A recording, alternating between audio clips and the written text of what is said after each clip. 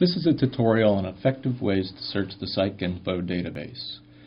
We'll cover using the thesaurus to find subject terms, using search options to limit your results, using the indexes as a tip for searching for authors and within a journal, and then show you how to use the search history to track what you've done.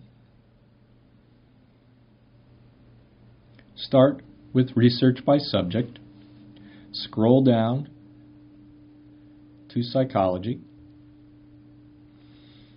and we'll go right here to PsycINFO. First, we use the thesaurus to explore terms and find descriptors. We do this by going to the thesaurus, which is up at the top in the blue bar, and then we'll type in a term that we're looking for here in the browse bar. Let's start out with something very general, anxiety. The thesaurus is very good for exploring terms and getting ideas for what you can search for. Here we have anxiety, anxiety disorders, anxiety management. We'll click anxiety.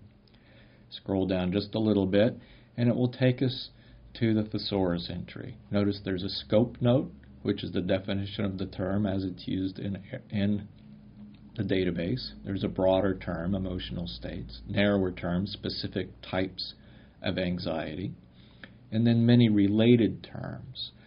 All of these would be terms you could use to search for research within the PsycINFO database. Any of the terms that have a plus also have related terms. So if we click anxiety disorders, again go down, here's the thesaurus entry for anxiety disorders with a scope note, a little bit of a history of the term. There's a broader term, and then also narrower terms and related terms. Again, any of these would be things you could search for. Let's try post-traumatic stress disorder. I'll click the little box, go up and click Add, and this plucks the term from the thesaurus and puts it in our search block. DE stands for descriptor, which is the same as a subject heading, and then we could do a search. The other reason to use the thesaurus is to identify a correct term. Many times what you're thinking of is different from what's used in the thesaurus. For instance, for the term inner city, it says use urban environments. So if we wanted PSD in the inner city, we would instead want to use urban environments, change this to and, so we're looking for both terms, click Add, and it puts those two terms in the search block. And we're now ready to do our search with correct thesaurus terms for the idea that we have for what we want to search for. And we have 123 results.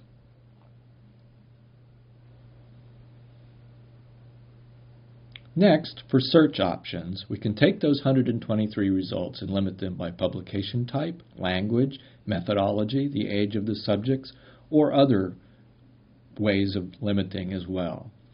The limits are on the left-hand side of your result list. I'm going to go there in just a second to show more, but you can see the subject and publication and methodology are all there. But I like clicking here where it says Show More, and it lays out all of the options right here on this one screen. This can be done at the beginning before you put in any search terms. The really handy ones are first publication type. We'll choose peer-reviewed journal. That's normally the type of publication you want to find things in. Click English so that all of the articles that you're looking for are written in the English language. It's optional to choose an age group. If we choose, for instance, school age, this means that all of the studies include subjects of that age. For methodology, we can choose empirical study. And something we can do is scroll down a little bit, hold down the control key, and do literature review. So now we either have original research or a literature review of original research that's been done. The classification codes can be handy, but there's an easier way to apply these that I'll show you in just a moment. So we'll click Search, and we go from 123 results down to 24. Notice that all our limiters that are in effect are listed there on your left, so you have a record of what you've done. If we go down to classification, this lists those classification codes that are applicable to this result list, so you don't have to go through the whole list. And we could pick one the cognitive therapy area. So this is exactly what we're searching for within the area of cognitive therapy. We only have one, but it's very specific to what we're looking for.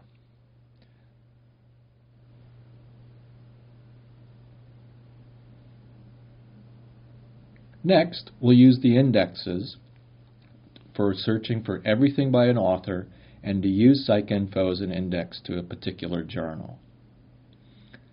Go up here in the blue bar, Indexes, and what this is going to do is there are all these searchable fields that we can search for things, and it allows us to see what terms are available within those searchable fields.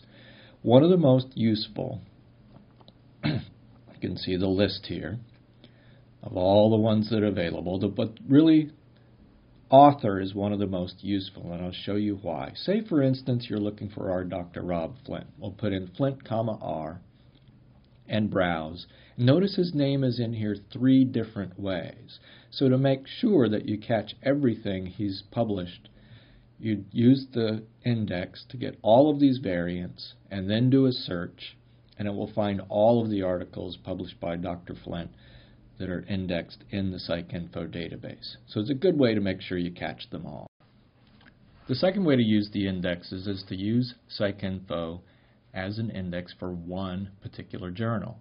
Choose publication name right here and type in one. For example, let's try Child Psychiatry and Human Development. Put that in, and then we can go up and do Browse. And this checks to make sure that that journal is covered by PsycINFO. And then what we can do is just click the little box next to the name of the journal, click Add, and it plugs it in just like with the other examples. We can click Search, and then it has the results with the records for all of the articles that have ever been published in that particular journal. What's really handy now, though, is we can put in a search term like post-traumatic stress and do a search. And when we do that, it then finds the articles in that particular journal on our particular topic. So that can be a really, really handy thing if you need to find something in one particular journal. Our last topic is to use the search history. This is very straightforward. On the search screen, right under the search blocks, you can click Search History, and it will reveal everything you've done so far. It shows all of the search options you had in place, and you can see where you can click View Results to go back and see a set of results that you were looking at previously. If you need any help, contact the reference desk by email or call us at 454-5181, or you can text us at 336-5277.